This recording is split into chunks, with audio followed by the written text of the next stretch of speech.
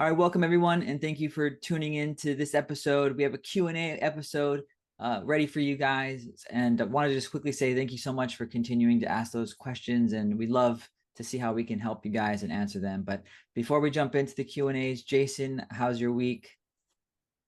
Week's going good. I kicked off I'm in a men's 35 and up soccer league. Kicked it off this weekend. We took the loss.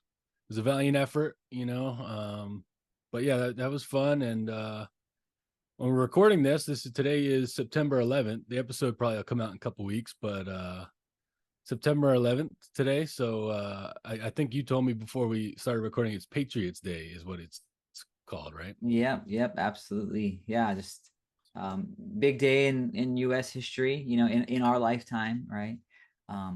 So, but yeah, just wanting to kick off this question here. I guess I'll kick you the first one if that's Okay.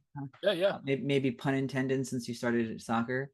Um, but yeah, so here it is. So dear Jason and Paul, how do I know what my estimated FERS benefit will be when I retire?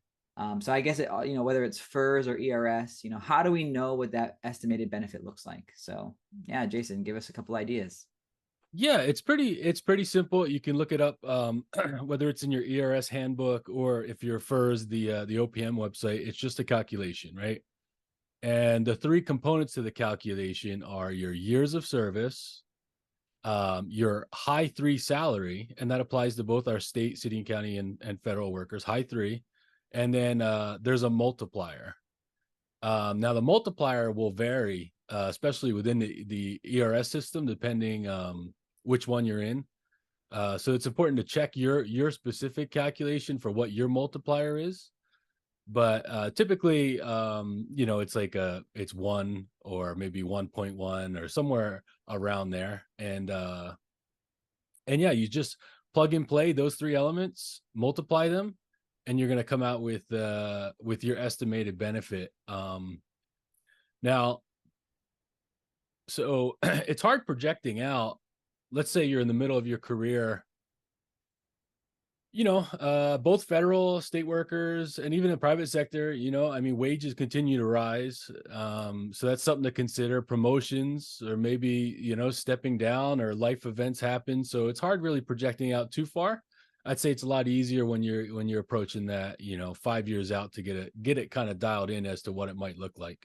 Yeah. What are your thoughts there?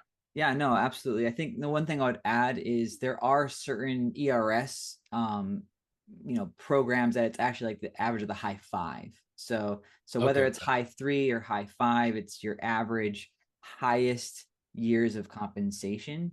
And I don't know all the rules on the FERS side, but I know that it doesn't have to be the last 3 or 5 in the state of Hawaii. Right. It can do whatever is just the highest. Obviously, typically that's when you're having your highest forms of compensations towards the end. But Sure. yeah, other thoughts that I would have on just the computation itself is, yeah, I mean, the computation is pretty simple. Like Jason said, years of service and, your highest average salary and multiplier.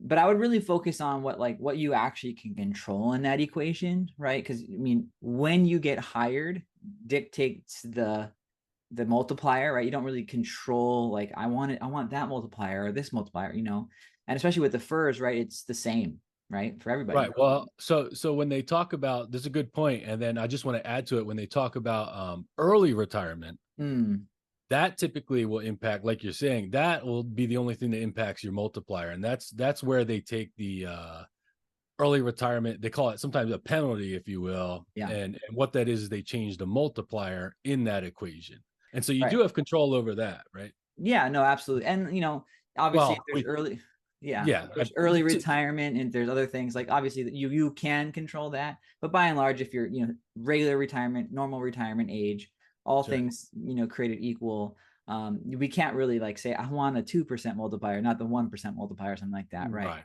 Right. But in that, right, that multiplier is a multiplier, right? So what is it multiplying? It's multiplying your years of service, right? So years of service would be something you can control, right? So like if you have 15 years of service or 30 years of service, that's a big difference, right? So focusing on that, like the years of service, and then there, in some respects, your highest average compensation, you have a level of control there, right? Whereas like, there, I'll just use like a educator example, like, there are some teachers who, as their working career, have the ability to, climb the ladder, move over on the steps and things like that to get different raises, different classes you can take. But at the same time, you also could go administration, for the last 3 years of your, working career. And there's a lot of people who go from, teaching, high school to being vice principal or principal for just 3 years and then they retire. So there's ways that you can control that in some respects, but by and large, can't control the multiplier most of the time, but you can control years of service and your compensation. So that's my thoughts. Yeah, and it's great to think about it, great to kind of map it out, as part of your retirement plan, just to kind of estimate what that will be. Same thing's true with Social Security. I mean, those are estimates that they give you, even though you see the black and white print there on the statements. Yeah, definitely good to think about. Should we move on to question 2? Sounds good to me. Let's do it. Okay, so this question says, I heard of something called WEP that can reduce my Social Security because of my pension. How do I know if this will impact me? Mahalo. So what do you think there, Paul? Yeah. So just for our listeners to understand, so WEP, WEP, it stands for Windfall Elimination Provision. And basically what WEP is it's a potential meaningful reduction of Social Security benefit based off of pensions or, other types of benefits that are provided. So one of the really important things to note is, if you're not paying into Social Security, you become, what's like basically not covered earnings. But if you are paying Social Security, those are covered earnings, meaning WEP is what we call it, doesn't impact people who are covered earnings in Social Security. So in the state of Hawaii, and now if you're a transplant or if you're someone that has other income from other places, I don't know all the answers, but people in the state of Hawaii, we are not excluded from paying into the Social Security system, even though that we have, public pensions, ERS, and even FERS. So by and large, I guess just I would blankly say like probably not impacted, right? Yeah. If employed in the state of Hawaii. However, I do know, so my auntie, she lives in California. She is also a teacher. They are not covered by Social Security in the state of California. So, so for her, she might have this WEP formula come into play. But by and large, that's my thoughts. Like, there are other intricacies that we'll probably talk about. And even like our previous question, there we'll probably talk about this in its full form episode. But that's a little bit what WEP is. Jason, your thoughts and impacts on that? Yeah, and I'm not super well versed in WEP because for the same reasons you just explained, that we typically I don't see that, with a lot of the people I work with and a lot of the people who have pensions here. But I think the simplest way to think about it is if you have this pension and you're paying into this pension, but you're not paying into Social Security, the Social Security Administration kind of says, well, if you're not paying in on these wages and this pension, then we're not going to pay you the full amount. That's all they're trying to do is make it fair. So that way people who do pay into Social Security get the full amount of Social Security. Right. Yeah.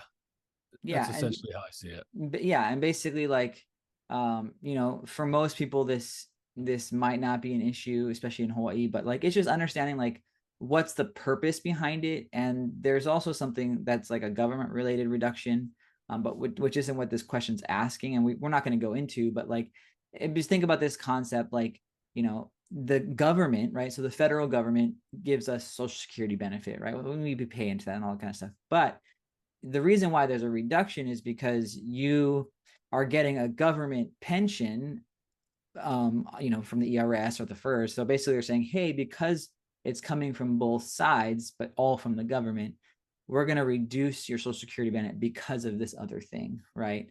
So that's like the correlation. Yeah.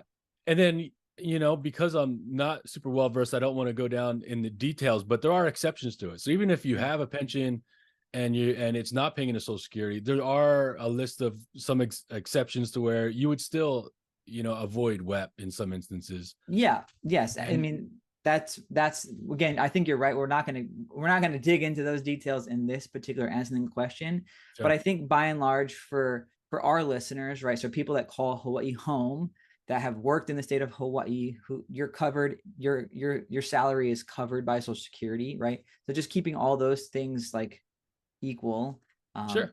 we're more than likely not going to be impacted by WEP, right? So to answer this person's question, and to abbreviate this answer, yeah, I think the answer is no. Sure.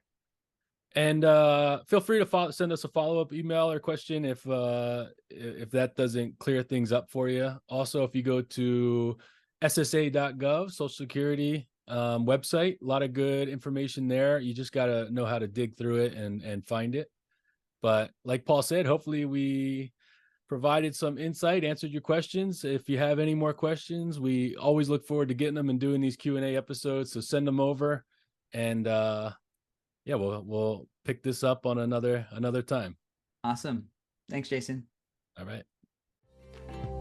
The opinions and statements presented on this show are for general information only and are not intended to provide specific advice or recommendations. Never make any investment or financial decisions based on information offered on this show without first consulting your financial, legal, or tax advisor. All economic and performance information mentioned on the show is historical in nature and is not indicative of any future results. All indices mentioned on this show are unmanaged and cannot be invested in directly. All information is believed to be from reliable sources. However, we make no representation as to its completeness or accuracy. Lastly, all opinions expressed by Jason Cutitta, Paul McWilliams, and any guests on the show are solely their own opinions and do not reflect the opinions of or are endorsed by ToBA Financial or Inspire Advisors. For Jason Cutitta, investment advisory services are offered through ToBA Financial LLC, a registered investment advisor offering advisory services in the state of Hawaii and in other jurisdictions where exempt from registration. And for Paul McWilliams, investment advisory services are offered through Inspire Advisors LLC, a registered investment advisor with the SEC.